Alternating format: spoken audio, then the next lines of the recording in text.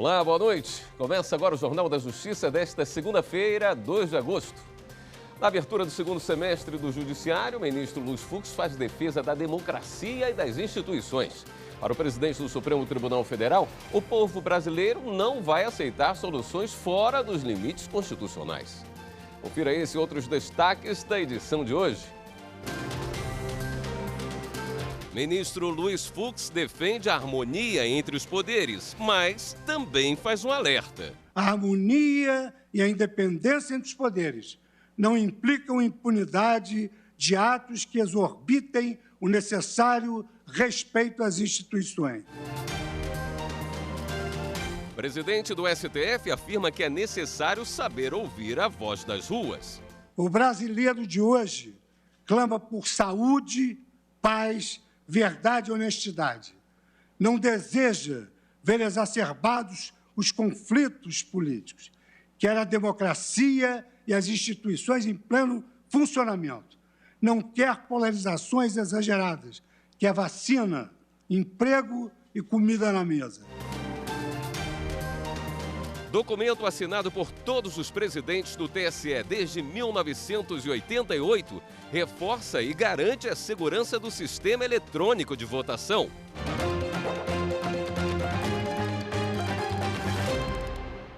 O Supremo Tribunal Federal retomou nesta segunda-feira as sessões plenárias e no discurso de abertura do segundo semestre, o presidente da Corte e do Conselho Nacional de Justiça, o ministro Luiz Fux, falou sobre democracia, harmonia entre os poderes da República e o respeito à Constituição. O ministro Luiz Fux abriu o discurso afirmando que nunca é demais lembrar que a Constituição é a âncora do Estado democrático de direito e que deve guiar todos os poderes da nação. O Supremo Tribunal Federal, seja nos momentos de calmaria, seja nos momentos de turbulência, tem cumprido seu papel de salvaguardar a Constituição, atuando em prol da estabilidade institucional da nação, da harmonia entre os poderes e da proteção da democracia, sempre pelo povo e para o povo brasileiro. Numa sociedade democrática, momentos de crise nos convidam a fortalecer e não deslegitimar a confiança da sociedade nas instituições. Afinal, no contexto atual, após 30 anos de consolidação democrática, o povo brasileiro jamais aceitaria que qualquer crise, por mais severa, fosse solucionada mediante mecanismos fora dos limites da Constituição. Ele afirmou que ambientes democráticos garantem liberdade aos cidadãos. A história nos ensina. A democracia nos liberta do obscurantismo, da intolerância e da inverdade, permitindo que possamos exercer em plenitude a nossa dignidade e as nossas capacidades humanas. A democracia é o exercício da liberdade com responsabilidade. Tratando-se de rigidez democrática, não há nada automático, natural ou perpétuo. Ao revés, o regime democrático necessita ser reiteradamente cultivado e reforçado, com civilidade, respeito às instituições e àqueles que se dedicam à causa pública. Ausentes essas deferências constitucionais, as democracias tendem a ruir. O ministro Luiz Fux apontou diferenças entre o trabalho de juízes e políticos. A sociedade não espera de magistrados o comportamento que é próprio e típico dos atores políticos. O bom juiz tem como predicados a prudência de ânimos e o silêncio na língua. Sabe o seu lugar de fala e seu vocabulário próprio. Igualmente, o tempo da justiça não é o tempo da política. Embora diuturnamente vigilantes para com a democracia e as instituições do país, os juízes precisam vislumbrar o momento adequado para erguer a voz diante de eventuais ameaças. Afinal, numa democracia, juízes não são talhados para tensionar. Ele falou também que o relacionamento entre os poderes deve se dar com respeito aos limites constitucionais. A harmonia e a independência entre os poderes não implicam impunidade de atos que exorbitem o necessário respeito às instituições. Permanecemos atentos aos ataques de inverdades à honra dos cidadãos que se dedicam à causa pública. Atitudes desses jaez deslegitimam veladamente as instituições do país e ferem não apenas biografias individuais, mas corroem sorrateiramente os valores democráticos consolidados ao longo de anos pelo suor e pelo sangue dos brasileiros que viveram em prol da construção da democracia do nosso país.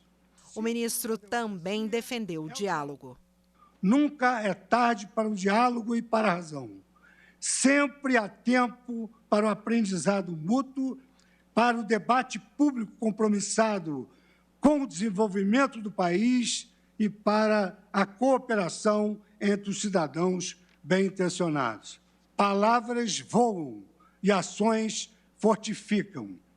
Diálogo eficiente pressupõe compromisso permanente com as palavras.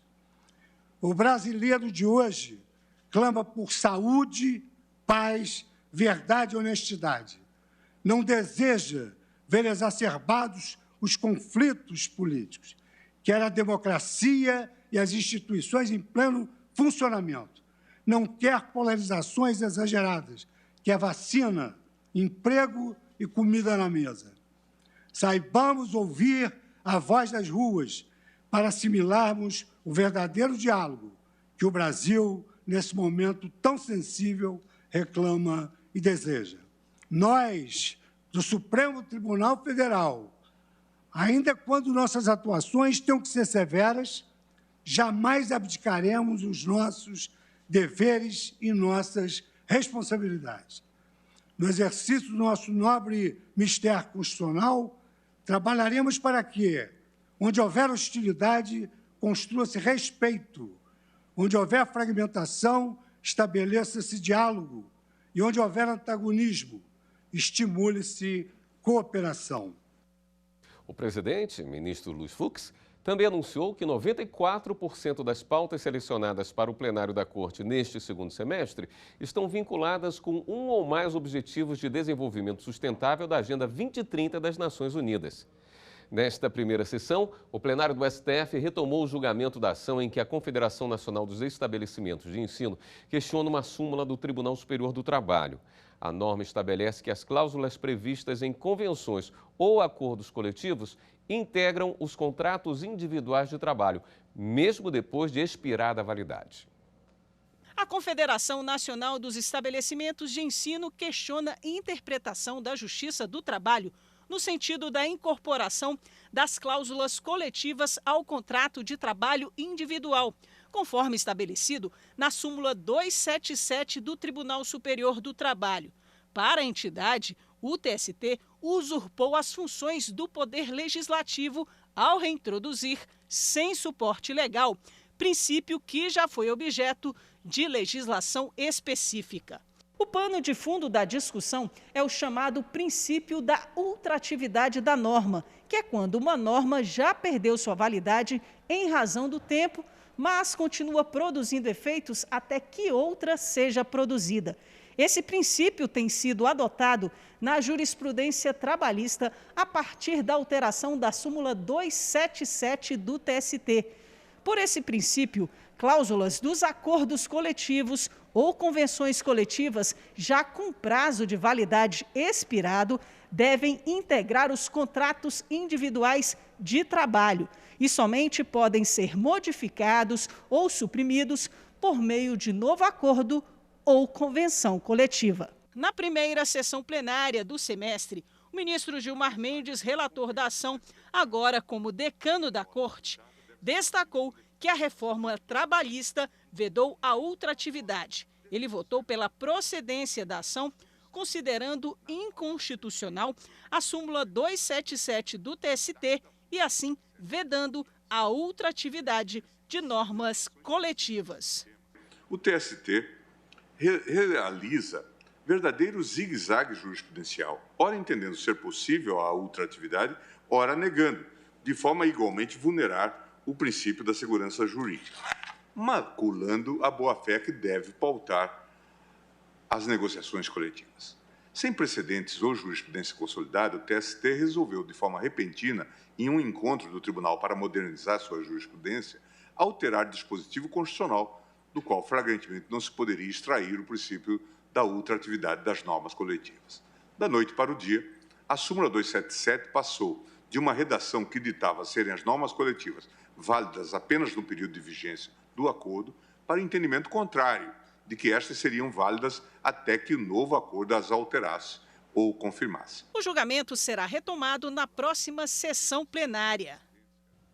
Antes de encerrar a sessão de hoje, o presidente, ministro Luiz Fux, anunciou que o Supremo deve retomar as sessões presenciais do plenário a partir de setembro. Desde abril do ano passado, as sessões estão sendo feitas por videoconferência em razão da pandemia de Covid-19. E no próximo bloco, ex-presidentes do TSE se unem em defesa da democracia. A gente volta já já.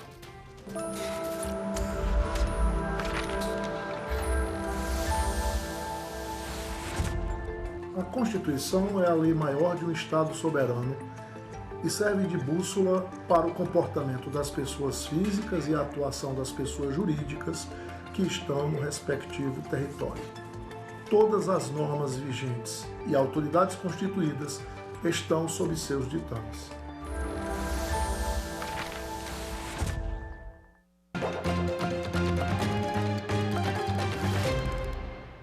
O atual presidente do TSE e todos os ex-presidentes da Corte Eleitoral desde 1988 se uniram em defesa da democracia. O documento assinado hoje por 18 autoridades garante a segurança do processo eletrônico de votação brasileiro. A assinatura do documento foi nesta segunda-feira. O atual presidente do Tribunal Superior Eleitoral, ministro Luiz Roberto Barroso, os futuros presidentes da Corte, ministros Edson Fachin e Alexandre de Moraes, e todos os ex-presidentes do TSE desde 1988, reforçaram e garantiram à sociedade brasileira a segurança, a transparência e a auditabilidade do sistema eletrônico de votação. As 18 autoridades destacaram na nota pública que eleições livres, seguras e limpas são da essência da democracia. Escreveram ainda que no país, o Congresso Nacional e o TSE conseguiram eliminar um passado de fraudes eleitorais que marcaram a história do Brasil, no Império e na República. Pontuaram ainda que desde a criação da urna eletrônica em 1996, jamais se documentou fraudes nas eleições. Que nesses 25 anos, a urna tem sido aprimorada e conta com diversas camadas de segurança. Dessa forma, ela pode ser auditada, ou seja, verificada em todas as etapas do processo de votação. Os presidentes e ex-presidentes ressaltaram também que o voto impresso não é um mecanismo adequado de auditoria, em razão dos riscos de haver manipulação humana e quebra de sigilo do voto. No documento também foi citada a contagem pública manual de cerca de 150 milhões de votos, o que para as autoridades significaria a volta ao tempo das mesas apuradoras, quando havia inúmeras fraudes. A nota finaliza com a garantia de que todas e todos os ministros, juízes e servidores que compõem a Justiça Eleitoral continuam comprometidos com a democracia brasileira, com integridade, dedicação e responsabilidade. E em 9 cidades brasileiras, o domingo foi de eleição suplementar. Eleitores voltaram às urnas para escolher os representantes para os cargos de prefeito e vice. Esses 9 municípios ficam divididos em 4 estados brasileiros. E aqui no estado do Mato Grosso a gente acompanhou todo o trabalho da Justiça Eleitoral. É que o TRE do Mato Grosso, além da eleição suplementar, ele realizou também o teste de integridade. E a eleição correu tranquilamente nos 3 municípios aqui do Mato Grosso.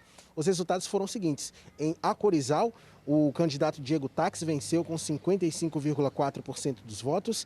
No município de Matupá, a vitória foi do candidato Bruno Mena, com 55,58% dos votos. E em Torixoréu, Tiago Timo irá assumir a prefeitura após ter vencido a disputa do pleito com 55,09% dos votos. Outro estado em que também houve eleição suplementar em 3 cidades foi o estado do Ceará. Em Martinópole, a vitória foi do candidato James Bell, com 50,58% dos votos. Já em Missão Velha, Dr. Lourim venceu a disputa para o cargo de prefeito com 52,84% dos votos. No município de Pedra Branca, a vitória foi do candidato Matheus Góes, com 54,38%. Já em Minas Gerais, 2 cidades realizaram a eleição suplementar. Uma delas foi a cidade de Antônio Carlos, onde Marcelo Ribeiro venceu as eleições com 60,06% dos votos. Já em Bertioga, o candidato Ricardo foi eleito com 54,46% dos votos. Em Espírito Santo, no município de Boa Esperança, também houve eleição. E Fernanda Milanese é quem irá assumir a prefeitura após ter vencido a disputa com 50,14% dos votos. O Tribunal Superior Eleitoral lançou hoje a campanha Mais Mulheres na Política Sem Violência de Gênero. Estrelada pela atriz Camila Pitanga, embaixadora da ONU Mulheres, a campanha aborda os obstáculos que as mulheres enfrentam na busca por espaço, representatividade e respeito. Você sabe identificar a violência contra a mulher na política?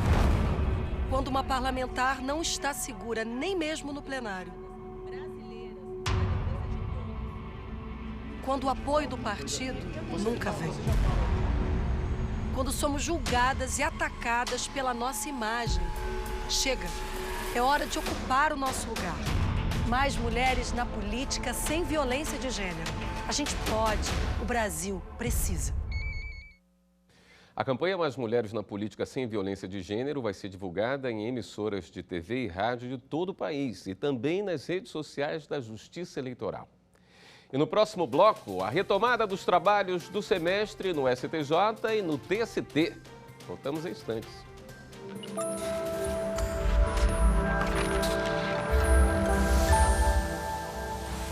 Nossa Constituição é um exemplar normativo do constitucionalismo multinível. É um documento pautado pela força expansiva da Constituição. Também, do ponto de vista político, tem um compromisso forte com a mudança social e, no aspecto da sua abrangência, expande o bloco de constitucionalidade para a proteção dos direitos humanos.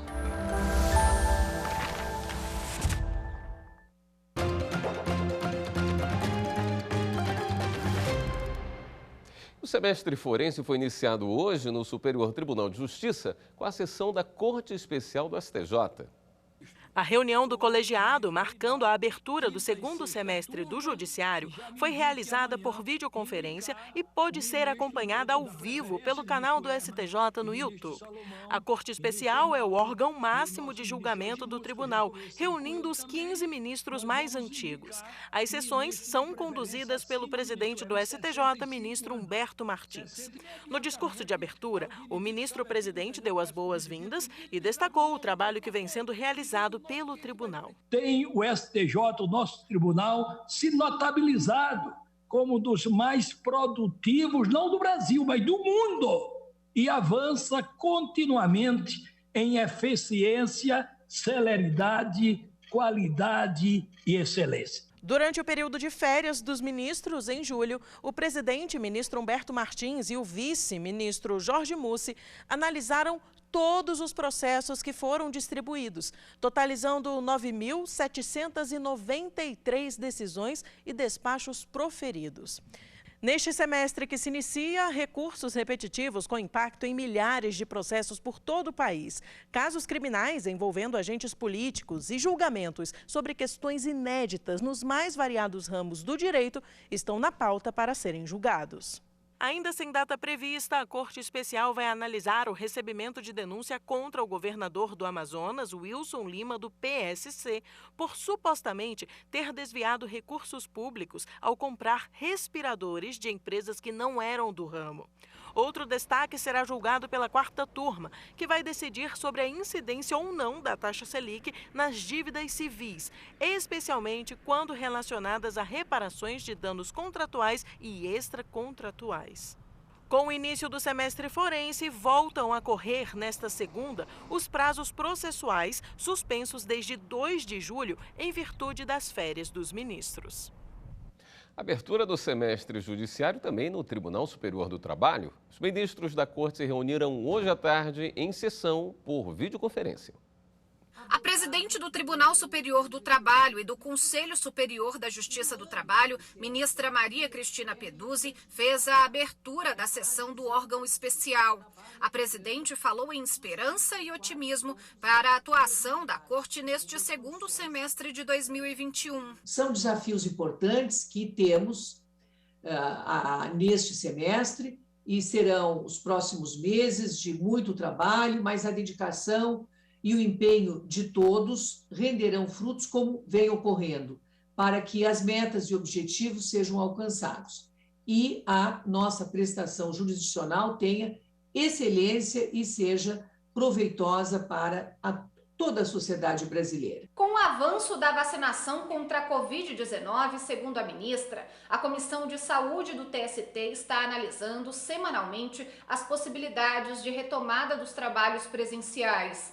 Empenho coletivo para um retorno gradual com segurança e responsabilidade. Outro ponto destacado foi o aumento da produtividade da Corte durante a pandemia e os desafios dos próximos 6 meses para continuar garantindo uma prestação jurisdicional eficiente. Neste semestre, o Tribunal Superior do Trabalho vai aderir ao Sistema Eletrônico de Informações e ao Sistema Assistente de Minutas. As ferramentas tecnológicas ajudam a alcançar os ideais da justiça trabalhista de ser cada dia mais acessível ao cidadão. Com essas novas tecnologias da videoconferência e sistemas eletrônicos que utilizamos, temos construído um poder judiciário mais transparente, acessível e eficiente para todos. As punições para quem não respeitar a Lei Geral de Proteção de Dados começaram a valer nesse domingo. A norma foi publicada em 2018 e a implantação das regras foi por etapas. Entre as sanções, multa de até 50 milhões de reais. Pela Lei Geral de Proteção dos Dados Pessoais, LGPD, cada cidadão deve ter garantido o direito à privacidade de informações como nome, endereço, e-mail, idade, estado civil. A norma determina o mesmo para dados pessoais sensíveis, que dizem respeito, por exemplo, a temas como religião e orientação sexual. Empresas e poder público só podem usar essas informações se houver consentimento do cidadão. Caso não respeitem, entre as punições previstas estão advertência, medidas corretivas, multa com limite de até 50 milhões de reais, suspensão parcial do funcionamento do banco de dados ou total da atividade de tratamento dessas informações. A fiscalização é feita por uma agência, a Autoridade Nacional de Proteção de Dados, a ANPD, que está responsável pela abertura de processos administrativos e análise dos casos. A lei foi publicada em 2018 para reforçar a importância da proteção efetiva dos dados e a implantação foi por etapas. Este advogado especialista em direito digital explica que as sanções já podem ser aplicadas em caso de descumprimento da norma.